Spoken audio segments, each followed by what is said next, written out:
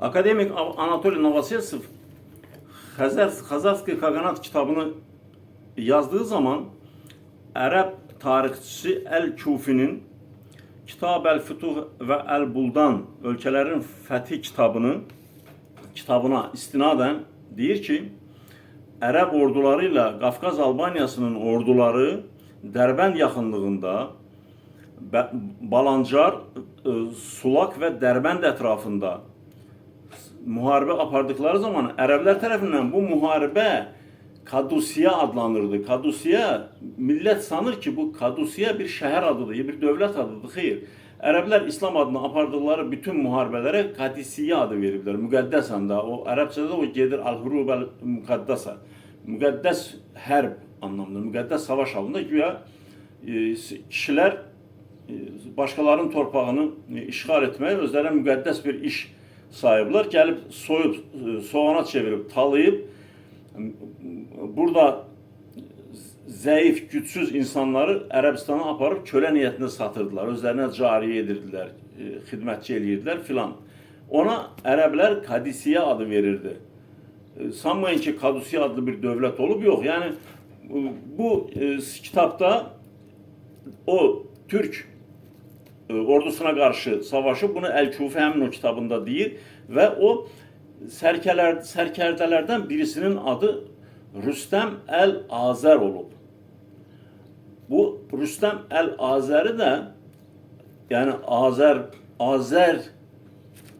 Azəri Rüstəm, belə deyək.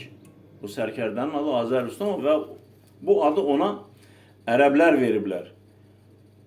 Və keçən mən bir haşiyə çıxım, canlı yayında bir proqrama bağlanmışdım, bir tarixçinin proqramına. Orada Qafqaz Albaniyasından söhbət açıldı. Mən dedim ki, Qafqaz Albaniyasının xaqanı Cavanşir, Xəzər xaqanı Alp Lütfərin qızı ilə evli olub və o proqramın sahibi məndən o qızın, xanımın adını soruşdu.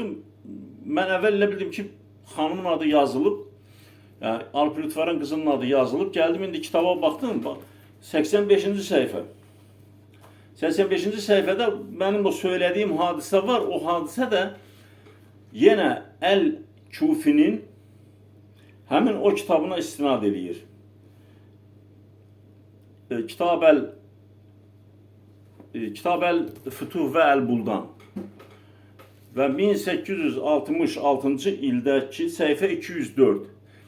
Əl-Kufinin kitabı 1866-cı ildə Leydendə çapdan çıxıb və o kitabın 204-cü səhifəsində bu barədə məlumat verilir ki, Xəzər xaqanı Alp Lütfərin qızı Cavanşirin xanımı olub, kraliçası olub, bugünkü deyimlə desək. Yəni, birinci First Lady, belə deyək, birinci xanım.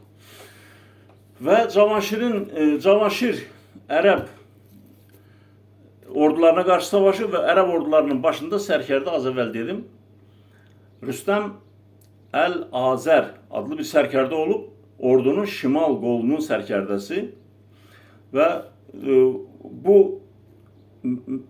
məsələdə Ərəb orduları ilə Cavanşirin orduları hər ikisi təxminən 40 min olub. Elə bu qalib gələn tərəfdə olmayıb, sadəcə anlaşma gərəyi Dərbəndin məliki Abdurrahman Ər-Rabiya olub burada. Abdurrahman Ər-Rabiya da çox, Dərbəndin valisi çox da uzun müddət olmayıb. Sonradan onu Xəzər xaqanlığı Dərbəndi fəth etdikdən sonra Abdurrahman Ər-Rabiyayı da devirib və Cavanşirin müəmmalı ölümündən sonra Xəzər xaqanlığı ilə Qafqaz Albaniyası çox sürətli şəkildə bir-birinə yaxınlaşıb və bunun da başlıca memarı Alp Lütfərin qızı, Cavanşirin dul qalmış xanımı olub və Cavanşirin qardaşı oğlu Varaz Cavanşirin yerinə taxta keçib. Taxta keçdikdən sonra münasibətləri daha da yaxşılaşdırmaq üçün yepiskop İsraili Xəzər xaqanının yanına göndərir, sülh elçisi olaraq ve Xəzər xaqanı sülh bağlamak adına Hristiyanlığı qəbul edir, elə də yazır burada. Hristiyanlığı qəbul edir və bundan sonra Xəzər xaqanlığı ilə Qafqaz Albaniyası arasındakı bütün məsələlər həllini tapır və onlar birlikdə Ərəb ordularına qarşı savaşırlar və Ərəb ordularını geri püskürtürlər.